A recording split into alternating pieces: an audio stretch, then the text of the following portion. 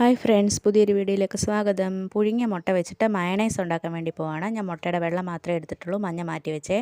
മുട്ടയുടെ വെള്ളം മിക്സിയുടെ ജാറിലേക്ക് ഇട്ട് കൊടുത്തു. ഒരു വെളുത്തുള്ളിയും കൂടി ഇട്ട് കൊടുത്തിട്ടുണ്ട്. ഇതിലേക്ക് നമുക്കിനി ലേശം പഞ്ചസാര ഇട്ട് കൊടുക്കാം.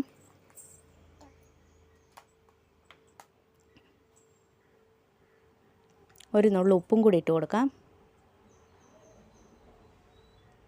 ലേശം കുരുമുളക് പൊടി ഇട്ട് കൊടുക്കാം. ഇനി ഞാനിതിലേക്ക് പാലാണ് ഒഴിച്ചു കൊടുക്കുന്നത്.